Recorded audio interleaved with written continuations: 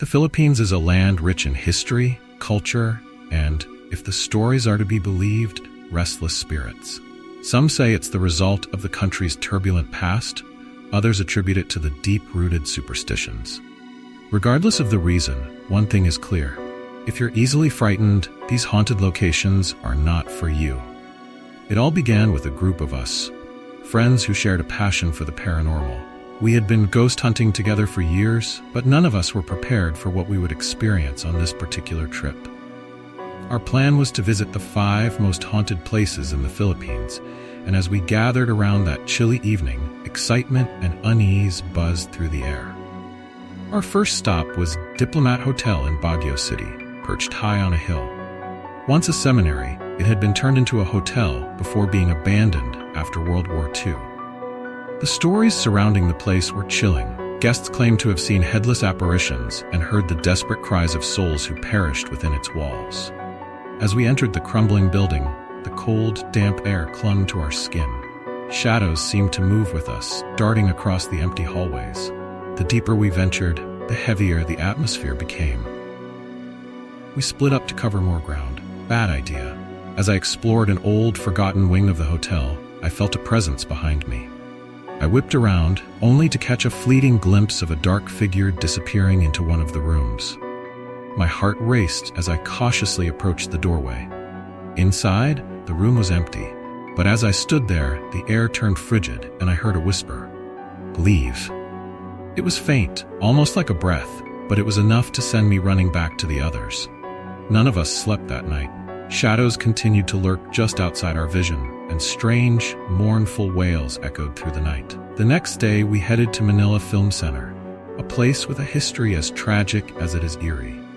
During its construction in the 1980s, a scaffolding collapse buried dozens of workers alive. Rather than halting construction, it said the government ordered the workers to be entombed within the building, and their spirits never found peace. As we approached the imposing structure, a sense of dread washed over me. The building loomed large, its windows like dark eyes watching us approach.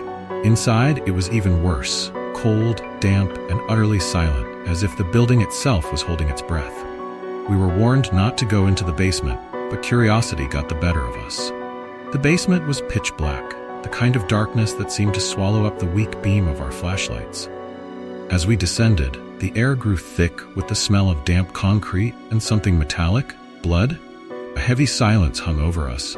Then came the voices, low, indistinct but unmistakable. We stopped, straining to hear, but the whispers grew louder, more frantic. Panic set in, and we scrambled back up the stairs. Just as we reached the top, I felt something cold brush my arm. I turned, but there was nothing there, only the black void of the basement yawning below. That night, none of us could shake the feeling that something from the film center had followed us. Our next destination was the infamous Laperal White House. Once a family home, it was now known for its chilling paranormal activity. The house sat at the edge of the road, its white facade peeling and cracked, giving it the appearance of a decaying skeleton. It was said that the spirits of the original owners still roamed the halls, trapped by some dark force. We entered cautiously, the wooden floorboards creaking beneath our weight. The air inside was icy, despite the warm evening outside. As we explored the house, a sudden chill swept over me, and I heard soft whispers, like a conversation I wasn't meant to hear. I turned to call out to my friends, but the words caught in my throat. There, at the end of the hallway, was the faint outline of a woman in white. Her back was to me, her long hair falling over her shoulders. I froze, unable to move. She turned slightly, just enough for me to see her face, or rather the lack of one.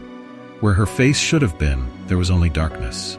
I don't remember how I got out of the house, but I do remember the cold dread that clung to me long after we left. The others had similar experiences, strange sounds, sudden cold spots, and the overwhelming feeling of being watched. The fourth stop on our journey was Balete Drive, a narrow road known for the ghost of a lady in white who appears to unlucky drivers late at night. Locals warned us to avoid driving there after dark, but of course, we didn't listen. As we drove down the dimly lit road, the wind howled through the trees, casting long shadows across the pavement.